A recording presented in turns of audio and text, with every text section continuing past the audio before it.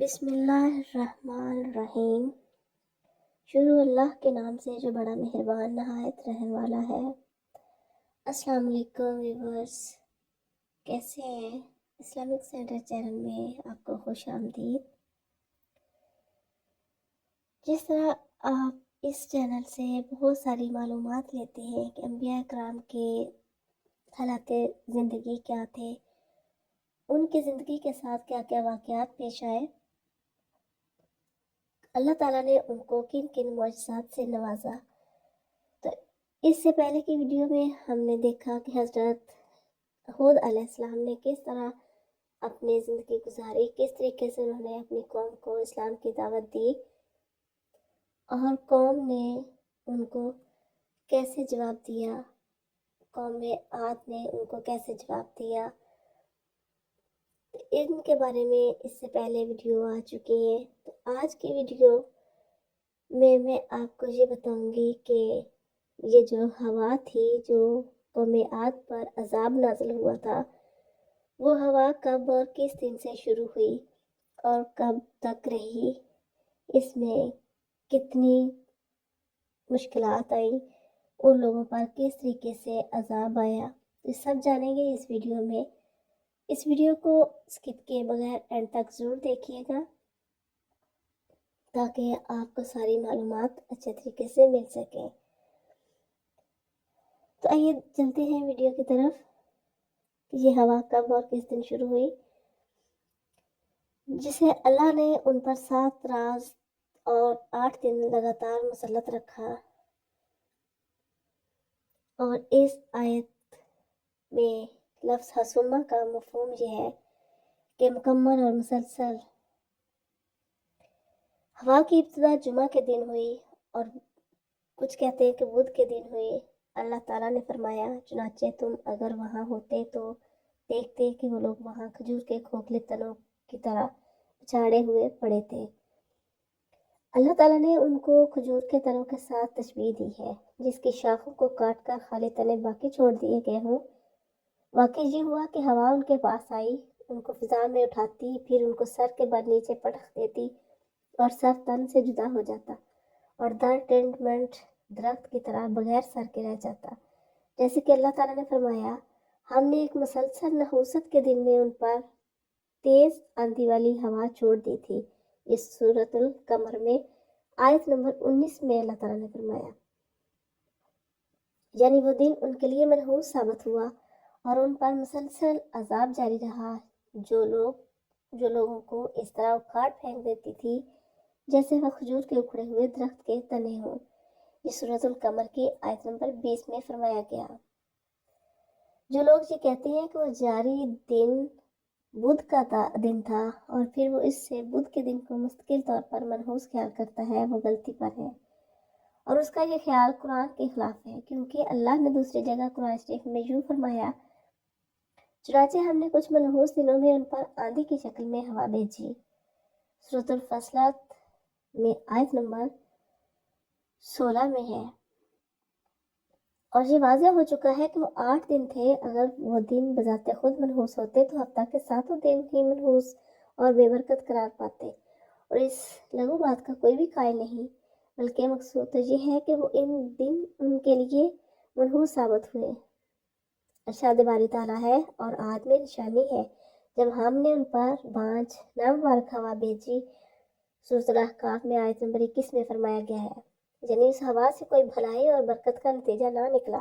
اس کے ساتھ نہ تو بادل تھے کہ مینہ برساتے اور نہ ہی اس میں ٹھہراؤ تھا کہ کھجور کا بور مادہ کھجور تک پہنچ جاتا اور درخت اچھے پھل لاتے، بلکہ وہ بالکل بانجھ اور بے نتیجہ تھی، جس نے ان کا نام و نشان مٹا کر رکھ دیا۔ اسی لیے تو اللہ تعالیٰ نے فرمایا کہ وہ جس چیز پر بھی پہنچتی اسے ریزہ ریزہ کر دیتی۔ یہ اللہ تعالیٰ نے سورۃ الاحقاف میں آیت نمبر 24 میں فرمایا تھا، یعنی بسیدہ ختم ہونے والی چیز کی طرح کر دیتی جس سے کوئی فائدہ نہیں اٹھایا جا سکتا۔ حضور نبی کریم صلی اللہ علیہ وسلم کا فرمان ہے کہ بعد صبح مشرق کی طرف سے چلنے والی ہوا کے ساتھ میری مدد کی گئی اور آدھی بجوائی ہوا کے ساتھ تباہ کیے گئے، اور ارشاد باری تعالیٰ ہے، اور عاد کے بھائی ہود علیہ السلام کو یاد کر جب اس نے احقاف میں اپنی قوم کو اللہ تعالیٰ کے عذاب و عقاب سے ڈرایا، اور یقیناً اس سے پہلے بھی ڈرانے والے گزر چکے ہیں،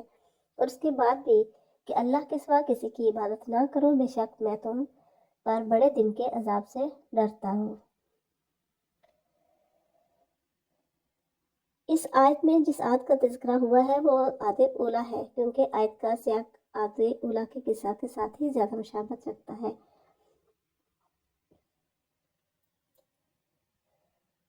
اور اس سے ممکن ہے کہ اس سے مراد عاد ثانیہ بھی ہوں۔ اللہ تعالیٰ نے فرمایا کہ پس جب عذاب بادل کی صورت میں اپنی وادیوں کی طرف آتے ہوئے دیکھا تو کہنے لگے کہ یہ بادل ہے، ہم پر بارش برسائے گا۔ یعنی جب آسمان کی فضا میں بادل نمودار ہوا اور وہ اس کی طرف متوجہ ہوئے تو انہوں نے اسے بارش والا سمجھا، لیکن وہ ان کے لیے عذاب کا بادل ثابت ہوا۔ انہوں نے اس کو رحمت خیال کیا جبکہ وہ ان کے لیے زحمت کا باعث بنا، اور وہ اس سے بھلائی کی توقع رکھتے تھے، لیکن انہوں نے اس سے انتہائی شر اور برائی پائی۔ اسی لیے اللہ تعالیٰ نے ان کو خطاب کرتے ہوئے فرمایا، بلکہ وہ تمہارا جلد طلب کیا ہوا عذاب تھا۔ پھر اللہ تعالیٰ نے فرمایا کہ وہ ہوا تھی جس میں دردناک عذاب تھا۔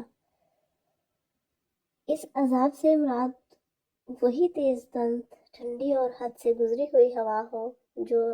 ان پر 7 راتیں اور 8 دن مسلسل چلتی رہی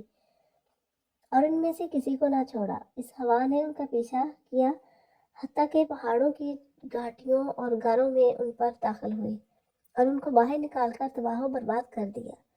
ان کے مضبوط اور بلند و بالا گھروں اور قلعوں کو ان پر دے مارا، جس طرح انہوں نے اپنی قوت و زور پر ڈینگیں ماری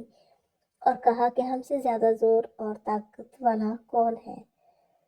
تو اللہ تعالیٰ نے ان پر ایسی ہوا مسلط کی جو ان سے زیادہ طاقت اور ان پر زیادہ قدرت رکھنے والی تھی، اور وہ ریح عقیم تھی۔ اور یہ بھی ممکن ہے کہ یہ ہوائیں بعد میں بادل کو لائی ہوں اور قوم عاد میں سے باقی ماندہ لوگوں نے سمجھا ہو کہ اس بادل سے ان پر رحمت برسے گی اور یہ ان کے لیے مدد کا سبب ہوگا، لیکن اللہ نے اس سے ان پر آگ کے شرارے برسائے۔ بہت سے لوگوں کی یہی رائے ہے۔ یہ عذاب تو ایسے ہی ہے کہ جس طرح اللہ تعالیٰ نے مدین والوں پر 2 چیزوں یعنی ٹھنڈی ہوا اور آگ کا عذاب مسلط کیا، اور یہ ایک قسم کا سخت ترین عذاب ہوتا ہے، اور اس کے ساتھ ساتھ ان پر چیخ بھی آئی، جیسے کہ اللہ تعالیٰ نے سورۃ مومنون میں ذکر فرمایا ہے۔ حضرت ابن عمر رضی اللہ تعالیٰ عنہ کی روایت ہے کہ رسول اللہ صلی اللہ علیہ وسلم نے فرمایا کہ اللہ تعالیٰ نے قوم عاد پر صرف ایک انگوٹھی جتنی ہوا کھولی جس سے وہ تباہ کیے گئے، اور جب بستی والوں کے پاس پہنچی تو ان کو ان کے اموال اور جانوروں کو آسمانوں اور زمین کے درمیان اٹھایا۔ پھر جب قوم عاد کے شہریوں نے دیکھا تو وہ کہنے لگے کہ یہ بادل ہم پر بارش برسائے گا، تو اس ہوا نے جو ان دیہاتیوں اور ان کے مال اور جانوروں کو آسمانی فضا میں اٹھا رکھا تھا ان شہریوں پر دے مارا، پھر وہ سب تباہ ہو گئے۔ حضرت ابن عباس رضی اللہ تعالیٰ عنہ سے روایت ہے کہ رسول اللہ صلی اللہ علیہ وسلم نے ارشاد فرمایا کہ اللہ تعالیٰ نے ایک انگوٹھی جتنی جگہ سے ہوا چھوڑی تو اس نے اس بستی والوں کو شہر والوں کی طرف پہنچا دیا اور ان سب کو اٹھایا۔ جب شہر والوں نے ہوا دیکھی تو وہ کہنے لگے ہماری وادیوں کی طرف بڑھنے والا یہ بادل ہم پر بارش برسائے گا، اور ان دیہاتیوں کو ہوا نے اٹھایا تھا تو ان کو اللہ تعالیٰ نے شہریوں پر پٹخ دیا تو وہ سب تباہ و برباد ہو گئے۔ راوی کہتے ہیں کہ وہ ہوا اپنے نگران فرشتوں کے کنٹرول سے باہر ہو گئی اور دروازوں کے سوراخوں سے زبردستی نکلتی رہی۔ اس سے یہ زیادہ واضح حدیث ہے کہ حضرت ام المومنین حضرت عائشہ رضی اللہ تعالیٰ عنہ سے روایت ہے، آپ فرماتی ہیں کہ جب تیز ہوا چلتی تو نبی کریم صلی اللہ علیہ وسلم یوں دعا فرماتے، اے اللہ میں تجھ سے اس کی بھلائی اور اس سے جو بھلائی ہے اس بھلائی کا سوال کرتا ہوں، اور میں اس کے شر اور اس میں جو شر ہے اس سے اور اس شر سے جس کے ساتھ بھیجی گئی ہے پناہ پکڑتا ہوں۔ اور حضرت ام المومنین رضی اللہ تعالیٰ عنہ یہ بھی فرماتی ہیں کہ جب آسمان بادل سے چھپ جاتا تھا تو آپ صلی اللہ علیہ وسلم بہت زیادہ پریشان ہو جاتے، جہاں تک کہ آپ صلی اللہ علیہ وسلم کے چہرہ کا رنگ تبدیل ہو جاتا۔ آپ صلی اللہ علیہ وسلم کبھی گھر میں داخل ہوتے، کبھی نکلتے، کبھی آتے اور کبھی جاتے، اور جب بارش برس جاتی تو پھر یہ پریشانی والی کیفیت ختم ہو جاتی اور چہرہ انور سے خوشی محسوس ہوتی۔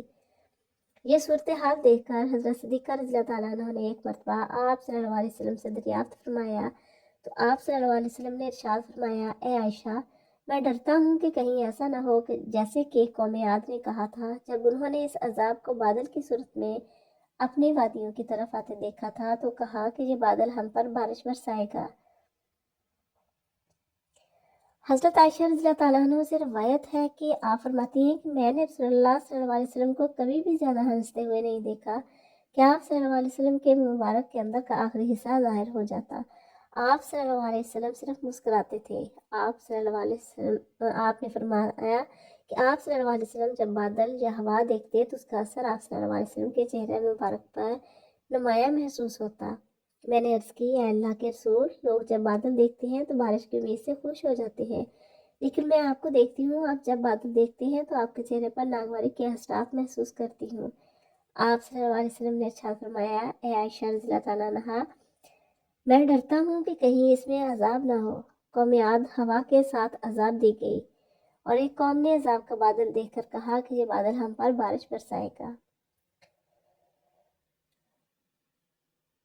حضرت ہود علیہ السلام کی قبر مبارک یمن کے علاقہ میں ہے،